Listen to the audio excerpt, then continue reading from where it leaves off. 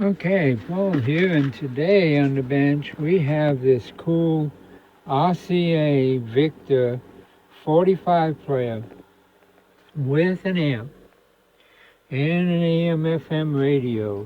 And this thing came out of a console that has two record players. It has this record player which sits on the amp base and it pulls out of a drawer on tracks, and it plugs into this plug, I guess, here into another record player that plays 33s and 78s, and they sit side by side. I can't get them both on the bench. The goal on rebuilding these, step one, is to get the amp working. Step two will be to get the radio working, and the last of all will be the record players. I know this record player will not be a problem to get working. The other one I'll look at it when I get to it, and we'll get it working too. But right now what we want to do is work on the amp. So this record player the amp part of it rises up here, but you notice the dial assembly and everything rises with it, so I don't know how that comes out yet, because the string for the dial runs through here, goes around, comes around over to this wheel on the tuning condenser. But I would like to get it separated so I can just work on the amp with a lot less congestion on the bench here. This thing is huge. So, and to give you an idea, that's pretty big. You can see it's huge. And it's heavy. And it's got tracks under it. So, I want it stable where I can work on it. So that's the first part, but I just wanted to show it to you. I've never seen one like this before, an RCA 45 player in the cabinet with AM/FM radio and an amplifier, and external amplifier. So this is just a 45 PO-190 record player. Without the amp. The amp is external, uses the same amp for the radio and the other record player as well. And so it's a pretty good unit. It's got a lot for me to work on. So let's get started. The first thing is I'm going to try to disassemble the unit, and it's already been disassembled to get it out of the cabinet. I know this is probably a speaker wire that was cut to get it out of the cabinet, and there's another wire that was cut here, which I'm not sure if it's another speaker wire, or because it's not a twisted pair like that one is, or if this was to power up the other phonograph. I was assuming that this is to power up the other phonograph. I'll go look at it and see if it has a plug for this. In which case this could be two separate speaker lines. I'm not sure what this one's for. And of course he had to cut the wires to get it out of the case, so we have to figure that out. But that's where I'm at. I just wanted to do an intro on it, and we'll get started. Thanks for watching, and we will continue as soon as I get it where we can work on it. Okay, here we have it. I take the record player off, and you can see it's dusty.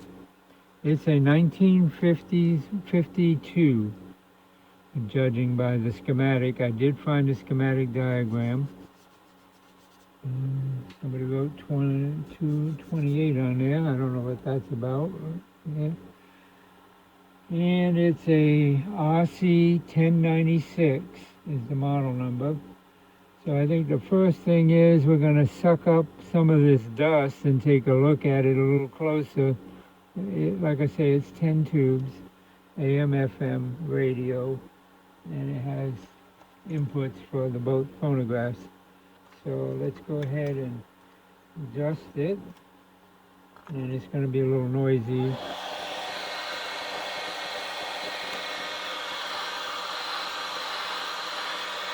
It's a nice little vacuum I bought. It was pretty cheap. It's got a rechargeable battery. Plug it in there and charge up the battery. And it's got a nice little brush. which helps. And this is replaceable with a wand to come with it. And I don't think it was too much. It's $20-something on Amazon. But I like it. Does a good job. I didn't do a review on it. Probably should have. But you see it does all right. And it's kind of safe. So we will move that out of the way. The wheels turning fine. The string is old but still holding, at least for right now. These bulbs, I'm sure, are shot. They got to be changed.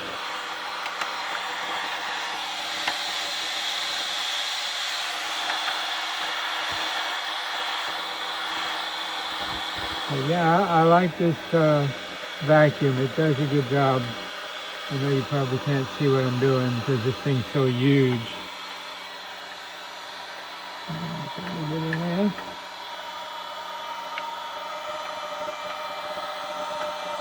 Okay. I want to be careful of the string, the dial string. This is doing a pretty good job of cleaning off the chassis here.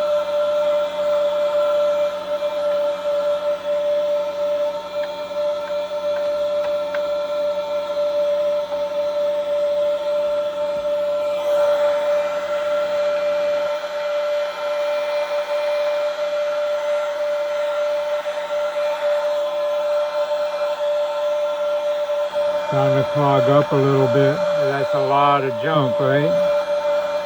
So we'll go ahead and empty it and continue. If you do buy one of these vacuums from Amazon, it's a little tricky to get it started. Of course, you got to charge it, but you have to hold this button in. If you just click it, it don't start. You got to hold it until it starts and then let it go. And they don't tell you that in the paperwork, so it is confusing to figure it out. And then to empty it, you just turn that, and it has a filter here, dust filter, and it has a retaining filter in here that holds all of the trash inside that unit. Man, what I do is I clean it out here every now and then with a little bit of alcohol just to get the dust out of there so it don't clog the filter up any more than it has to.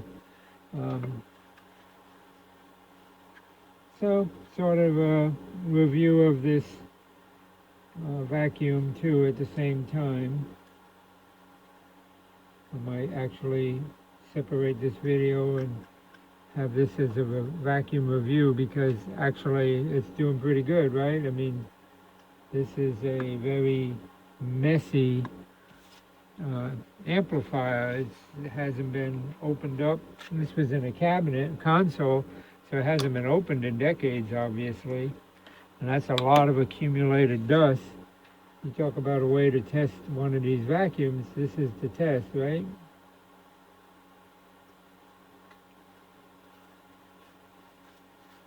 All right, and get a little more out of there. And you can take this out and wash it. It is washable. That's the part that protects the motor from dust. Okay, let's continue. So we'll put this back in here. The other thing is, it looks like this would go in the other way because it's got this ring and you got a pin there, but that's not the way it was when I got it. No, that doesn't mean it wasn't assembled wrong, but judging by the hole size, I don't think they'd line up anyway. It was in this way, and I think that's so you can grab it and pull it out. You got something to grab a hold of. Kind of a strange design, but it works. And that just goes on there and turns and locks in place. And we'll go back to work with it. So it does all right. I mean, you know, there's still a lot of dust and dirt here for a little vacuum. I could have used a much bigger vacuum on this. But this is very delicate. As you can see, you know, I'm not afraid to go in places that I would not go with a very high-powered vacuum because I wouldn't want to hurt the device. And with this brush and the 1/2-inch long bristles, you know, you can stay away. The plastic's not rubbing on anything.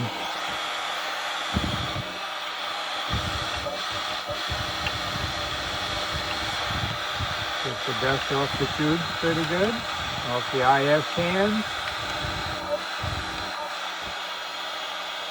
Look at that, that's pretty good. Okay, let's turn this around so we can get the other side. This is really heavy, but you see why I use these plastic things on this green pad. It really makes it convenient for turning things around. Okay, so I'm gonna get this top of this plate, top of the tuning condenser. No, this is just a once over kind of deal. I mean, you know, I'll have to clean the whole chassis anyway. But that does pretty good, right? Actually cleans up pretty good.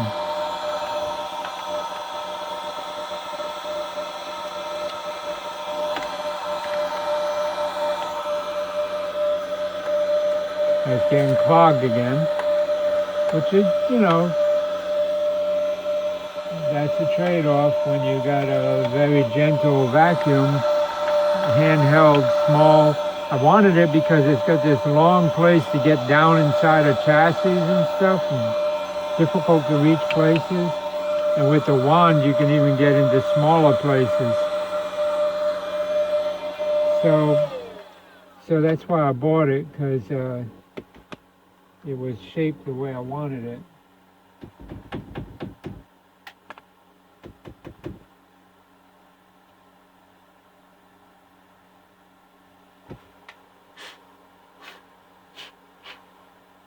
Dust will clog that screen pretty fast, but you know, that's good. I mean, you want it to protect the motor, right? You don't want dust and dirt getting in there and ruining the device before you even finish using it.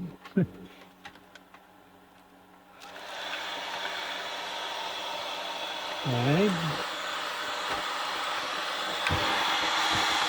And clean it up, it goes right back to work. In some places you can't get in with it, you know, it isn't designed for every little nick and cranny, but it does alright. And it sure beats a dust devil or something with a very long handle. So let's pull this wheel out here. Get as much of it out of there as you can. Okay.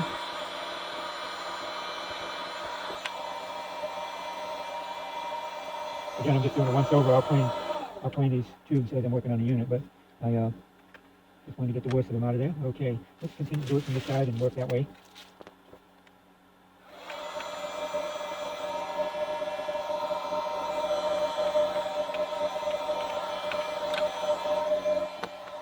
A little wand in between there. Yeah, see, that does alright in places like that where it's hard to get. I don't think I'll have to use a smaller brush, but okay, we put them back in.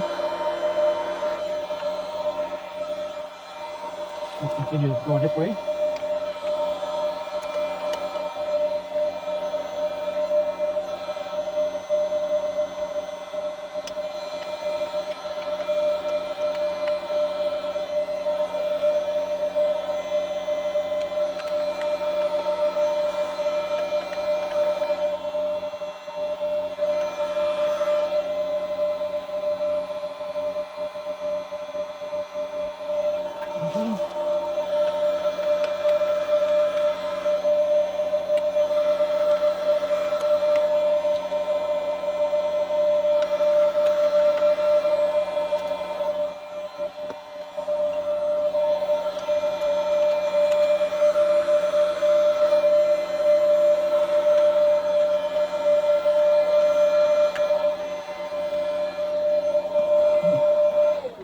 Good enough for now. We'll get the worst of it later. It's a pretty good amp. And then we'll look at the tube lineup. This is a 5Y3, so this is a rectifier, and then these are a pair of 6V6 output tubes. So push-pull on the output. That's pretty neat. It's a neat little amp. Anyway,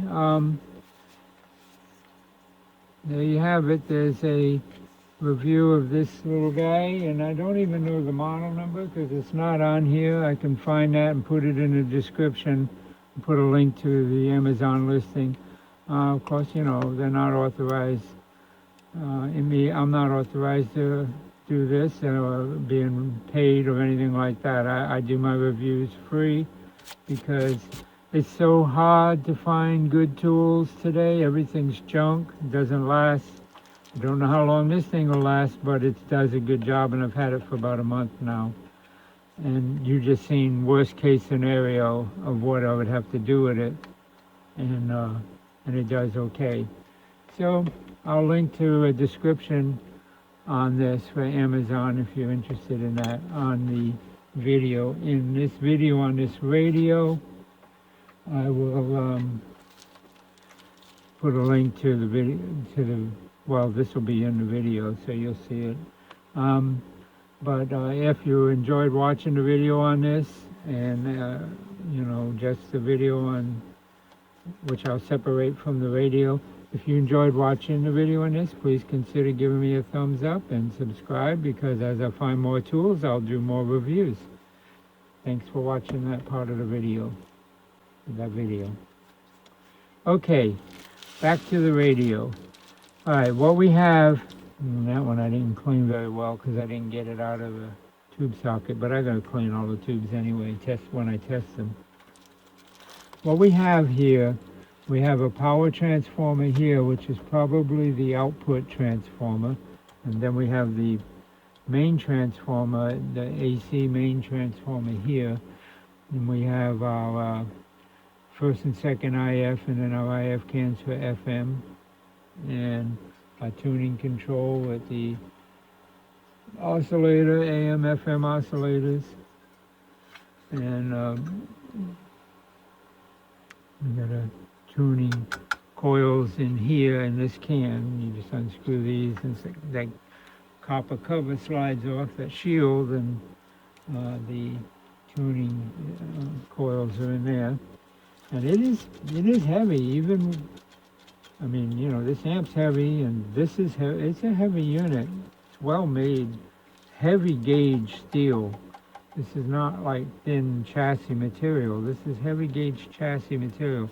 RCA did a good job on it. Looks like that's an external speaker jack there as well. And the main jack plugged in here that went to everything else. And so there you have it there. Let's go ahead and pull that shield off and take a look in there.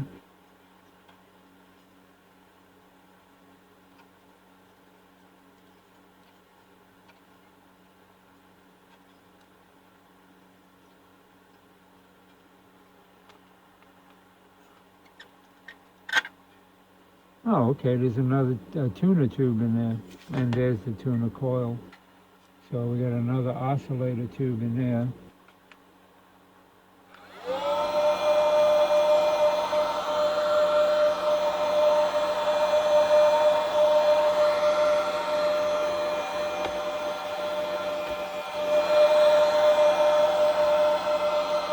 So that means it's a 2, 4, 6, 8, yeah, 10 tubes. 10 tube radio.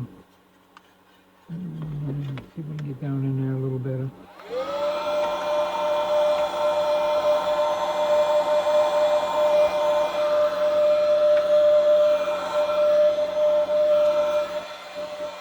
Nasty stuff. Okay.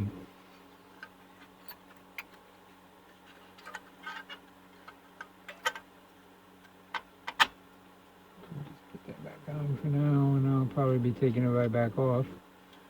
But the place we want to start is underneath, right? We want to start with changing the electrolytic capacitors and any paper wax capacitors. They got to go, so we want to start with those.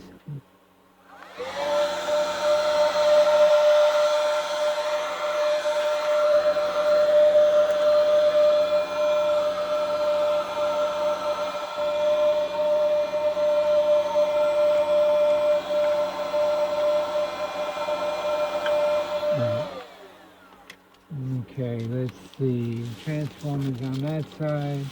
I don't think we're going to be able to stand it up on any particular side. I'll have to make some kind of support to hold this while we work on the bottom. And I think what I'll do is, first off, I like to draw a tube layout and then take the tubes out so I can test them and clean them and not have the tubes in there while I'm moving it around, so I don't take the risk of hurting the tubes. So we'll do that. And let's see. Let me get a bigger piece of paper to do that on. Okay, this is a pretty cool little book I found. It's actually just, if you ever find something like this at a thrift store, grab it. It's handy. Has this is just all graph paper, and all I do is just cut out a piece of, slice them out as I need them. So quite a bit in there. It'll last me for quite a while. So if you find something like that, it's good to grab those kind of things because they come in really handy. And then I have a little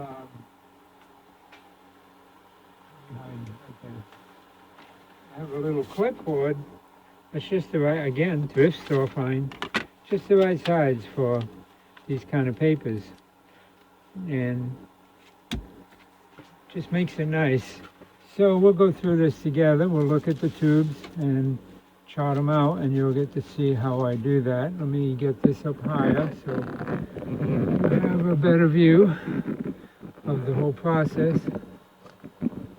Not that you wouldn't know how to do this, but might learn a few tricks along the way. Okay, what I do, get a pencil. I use a pencil because that way I can fix the mistakes I'm definitely going to make. And the first thing I do is I do a top view from whatever side I want to look at it. That side or this side, doesn't matter. I can flip it around. And then I just write on there top view. And then I transpose that to another sheet of bottom view. So, because it gets confusing, flipping a radio or an amplifier, in this case, back and forth, as to what tube you're looking at, and you want to know, and so this really helps. I got the schematic. I can always look at the schematic. It has a tube layout on it and all, but it's not convenient. This is small pieces of paper I can just stick on my bench and see it while I'm working on it. And I just draw it out. Now we know there's a tube here and we know there's a tube there. So the first thing I'll do is put those two tubes, and I put them about where they are. So in this case, I'm looking at this as though it's the unit, and I'm ignoring all of that, including that other transformer, because it doesn't really matter. This is the top view, and what I do to deal with the plugs and stuff is I draw those out. So in this case, we got 1, 2, 3, 4, 5. So I just draw them out. And that way, I know that that's the front of the unit. I don't have to try to figure out which way I'm looking at it. It doesn't matter if they're to scale. I mean, it's just right. That's just the top of the unit, basically. And from here, I'll label them what they are. Just so when I'm reaching around, I know what knob I'm grabbing. I don't have to figure it out. Now I could have turned this around and had the knobs facing this way, but because this has such a big front, I'd rather, and I'm going to be doing more work on this side of the amp, I wanted it here with this layout, because I'm going to be seeing this side on the bottom more than I'm going to be seeing anything over there. And by the time I do get to where I need to look at the dial and do our IF tune and all of that, I'll already be familiar with it. So we got a tube here. And we got a tube here. Then we have our condenser or tuning capacitor, whatever you want to call it. And again, I don't draw anything to specs. I just draw fins. So, and got two sections, dividers, I mean, so I just draw the pins. And I just draw a knob going out. Okay, so there's the tuning condenser. Then I have a can, an IF can. I have another can. And then I have another tube, a bigger tube. And then near the can I have a little tube here, a little tube here. Leave yourself enough room to write down what they are.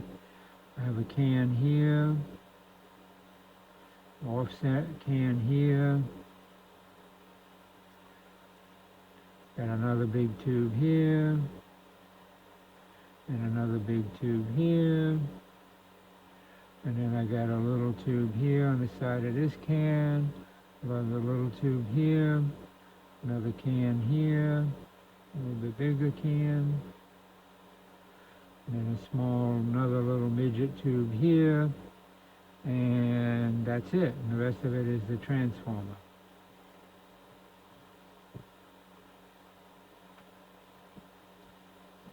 Okay, that's the top view.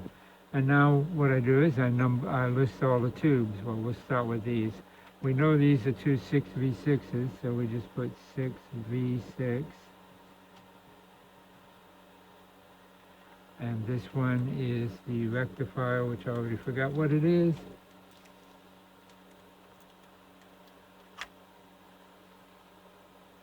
Oh yeah, 5Y3. It's actually a 5Y3 GT, it could be a 5Y3 G, it could be a 5Y3, doesn't matter. I don't include those in there because they really don't matter. G means glass, GT, glass tube.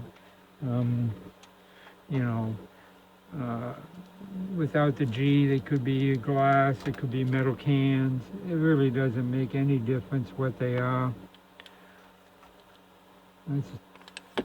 I try to stay as original as I can to the unit, but I ain't gonna lose any sleep over whether or not it's one or another. This is a 6C4. So this tube is a 6C4.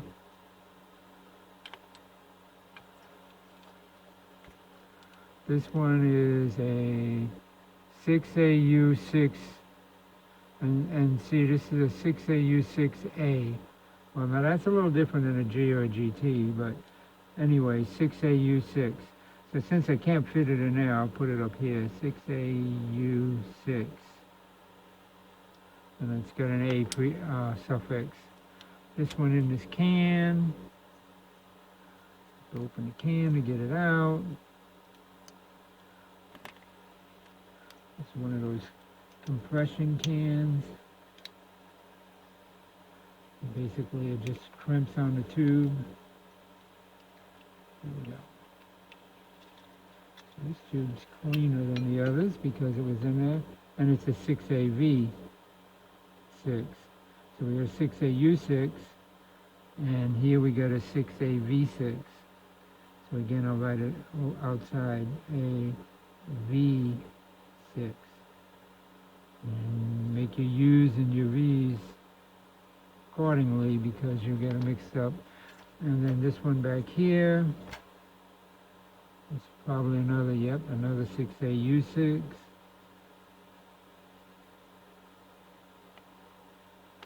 And here, this little mini tube is a 6AL5, 6AL5, I think. It's hard to read.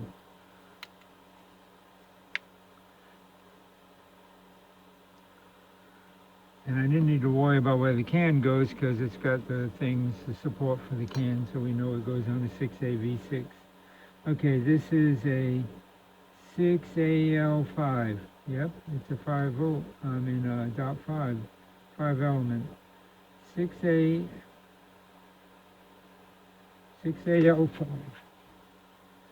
So we'll write it outside the tube, 6AL5. Now we got the tuner tubes. Again, this one has a can, and it's obvious because it's got the support for the can, so I don't need to worry about remembering that it has a can. I could mark can, but I don't need to do that. I'm not really into the 30s music, so I didn't listen to the can much anyway.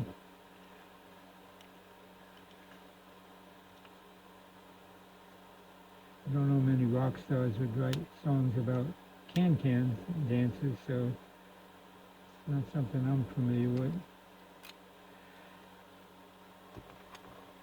Get out of there. That one's in there.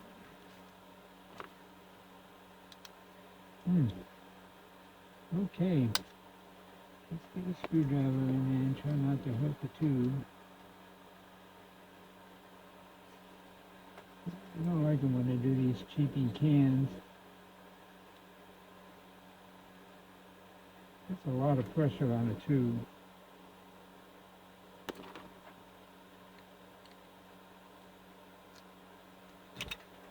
Got it. Jeez. That was a job. Okay, and that's a 6C B6A. So we'll put 6C B6. And then the one under the tuner, which I told you I'd be back in there.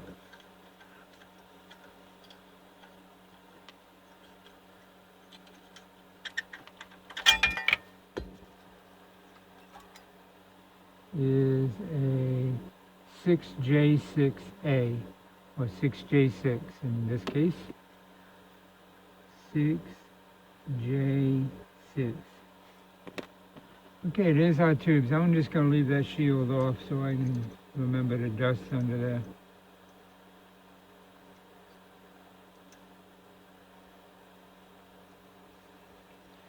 And that's a trick I have, or a thing I have that I do all of the time. If you take a screw out of something and you want to make sure you don't lose it, put it back where it goes and screw it all the way down, and then you don't have to worry about losing it. Okay, so there we have our top view.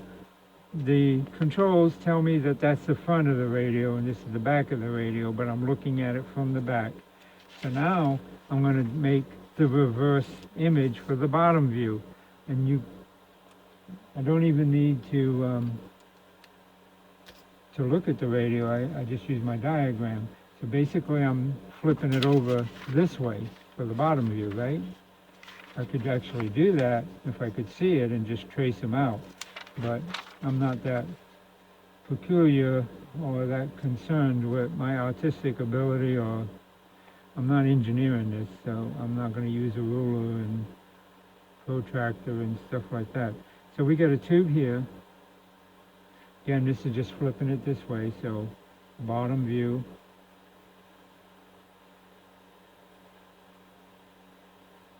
Still got 5 pins coming up here.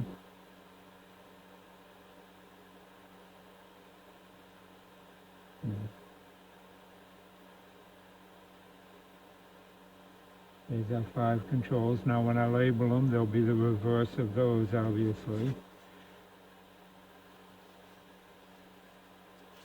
Okay.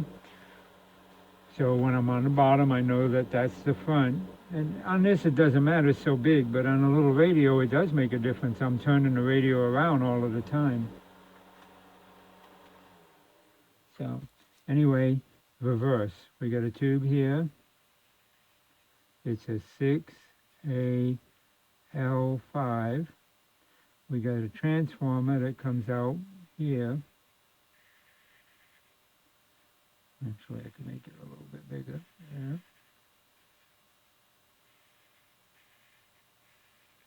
There's a transformer.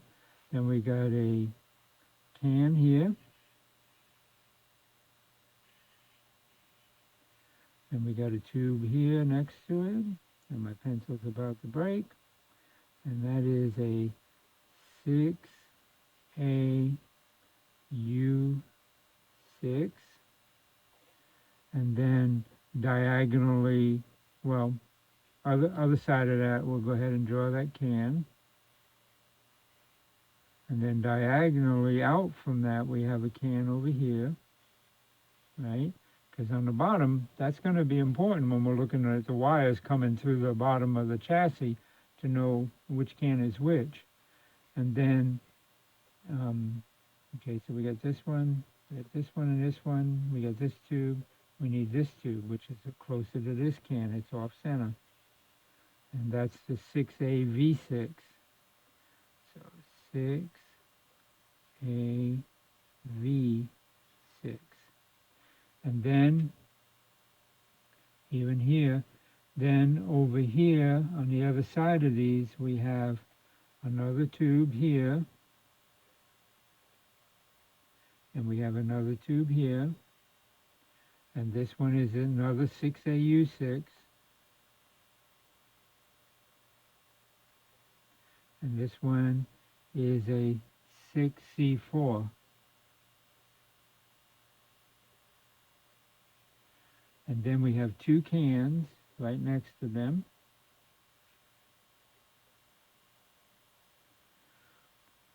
And then we have our tuning.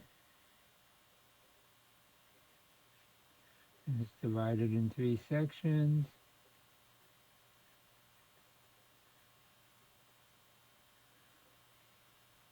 And under these two tubes, well, over here we got a tube, and we got another tube, and this is a 6CB6, and this one's a 6J6. And then over here we have our big tube, which is the 5Y3, and we got two 6V6 amplifiers.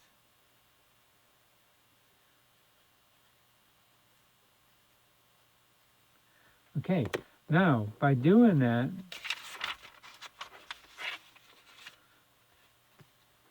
I just set these aside. I'm about to be looking at the bottom view, so I don't really need the top view. And just set it aside. I got it when I want it. Actually, that'll stand up over there, and I can see it from here anyway. Put this away and make room. Drop all these tubes in this container until I'm ready to go test them. This won't be long. That'll be one of the next steps. But first, we want to do the electrolytic. Well, now I know it's still got a lot of weight. It's still extremely heavy. I don't want to set it on this because, one, I'll break this coil, and two, it's just not good. I might bend these. Could bend this and break the string, or bend this wheel and I'm in a mess. So I still need to be very careful about how I handle this when I get it out of here. And the first thing I want to do is get it out of this thing, because that's a disaster waiting for a place to happen. So I'm going to take the bottom panel off. There's a bottom tray on this one. There. So I want to get that off.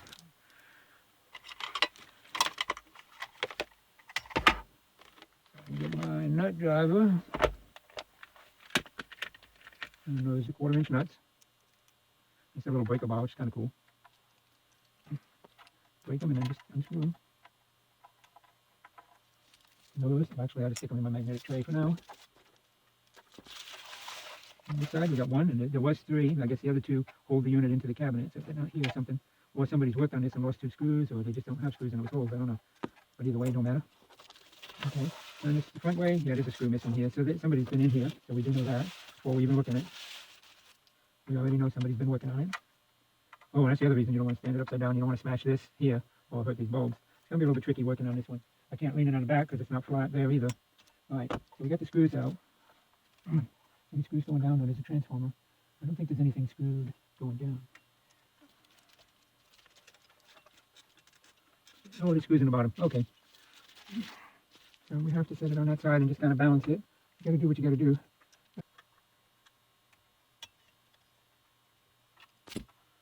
Yeah, it's tight. This is the one that's in close thread. I don't want to come out either. Well, I don't have to give vice grips. That's where I go. Somebody, this cross bed. Probably get some weight on it too, because it's on the slide. Yeah. Yep, they had that one in cross bed all the way. Alright, now we got this track. Okay, I know the track's not holding it good. Take that off, and there's the bottom. Okay, set this down here where it'll be safe. So we can get back to it. Alright, and there we have it. And I'll tip it up so you can see it. There it is. And it's heavy, and it's got, there's the electrolytic. It's got some animal made a nest there. Big old chunk of dust. It's actually pretty clean, and it does look original. Well, I don't know. I'm seeing a couple kinds of capacitors. I'm seeing these red ones, and I'm seeing these, but that doesn't mean anything. They could be original too, because there's some dust in there. Because a lot of times what they would do is they would use up any inventory they had and then switch over. So if they had a few thousand of these .01s here, for instance, that were in a different style than the newer ones that they were putting in, they would use them up first and then switch to the new ones, or vice versa. These actually look like they might be older. That one got hot. And actually, no, it didn't. It's like a red coating over it. It looks like one of these with actual red coating over it. That's interesting. Yeah. Like a red wax instead of a regular wax. I don't know. And, okay. Well, we know on our paperwork that this one here is the tuning switch, the selector for AM, FM. This one has a string on it, so we can go back to our diagram. And this is the bottom view. So for the bottom view, the one over near this transformer here, because it goes this way, right? The one over here, opposite it there, is the selector switch. That's this switch here. Probably can't see it, but it's the selector switch. So we'll just put select. Okay. The next one is the tuning string. So that's tuning, and I'm moving it over here so I can write, because it's hard to write on that bubble wrap. And then we have two potentiometers here, and we've got one that has the on and off switch on it. Yeah. So the one on the bottom over here is the on-off, and something else, probably on-off in volume, but not necessarily. So I'll put on, off. Okay, and then I have to figure out with these what these two are. And to do that, I just look at the case. So let me set this back down. And we'll put it this way, and look at the case.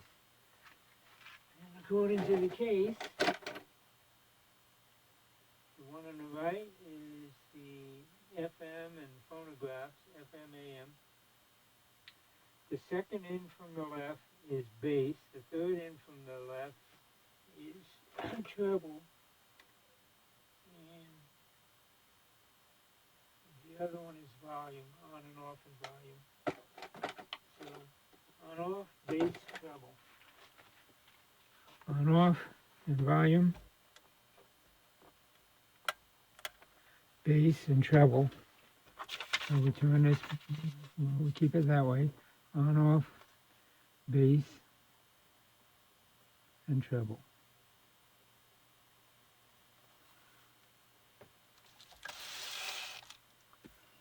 And then we transpose that over to this, and it's just the opposite. So this is on, off, volume, of course, bass,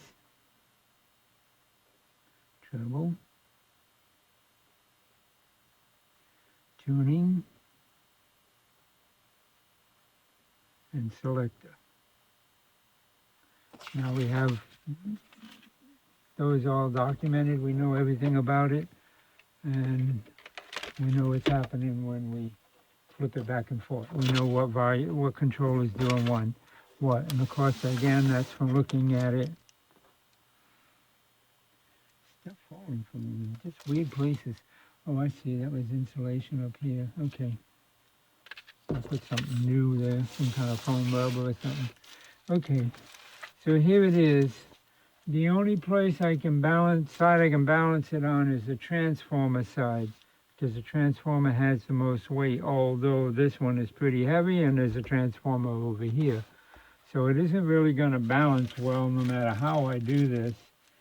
And it's got lobes sticking out for the tracks on the side, so it's not going to sit flat on the bottom. But my goal will be to set it this way, like this, and I'll move the camera so you'll have a better angle. But what I'm going to do is put it here, and then I have some wire that I'm going to tie up to my rafter above to hold it like this so that it can't fall over. It won't be as convenient turning it around, but I won't need to turn it around while we're working on the bottom and doing a test run. We need to check the coils and that kind of thing. So let me go ahead and get that set up and realign the camera, and we will continue. I'll be back. Thanks for watching that part of the video.